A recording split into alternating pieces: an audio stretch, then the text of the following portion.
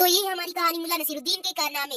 एक बार मुल्ला अपनी ज़ौजा मुहतरमा के साथ सफर में जा रहे थे, तो इनकी ज़ौजा मुहतरमा ने कहा, मुल्ला जी बहुत प्यास लगी है, कोई अच्छा सा मशरूब ही पिला दे।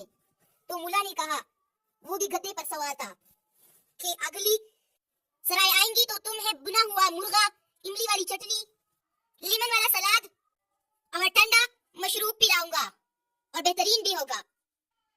इस पर इनकी बीवी बहुत खुश हुई और कहा, वाह मुल्ला जी, बुना हुआ मुर्ग, चटनी, इमली और सलाद का सुनकर तो मुंह में पानी ही आ गया। मुल्ला ने कहा, बस इसी पानी पर काम चला लो, घर जाकर फिर पानी पिएंगे।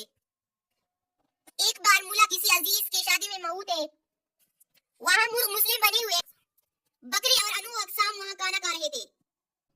मुल्ला के साथ एक मौलवी साहब तशरीफ फरमा रहे थे। जब बुना हुआ बकरा इनके आगे आया, तो मौलवी साहब ने बहाने से बारात को घुमाकर टांगों वाली साय अपनी तरफ कर ली। मुल्ला इसकी चालाकी बांट गए। उन्होंने अचानक मौलवी साहब से कहा, मौलवी साहब वो कौन है? जब मौलवी साहब का ध्यान उधर हुआ, तो परत का रुख बदल दिया। जब मौलवी साहब का ध्यान परत की तरफ हुआ, उन्होंने मुल्ला से कहा, मुल्ला जरा पानी पकड़ाना, और साथ ही में परत का रुख भी बदल दिया।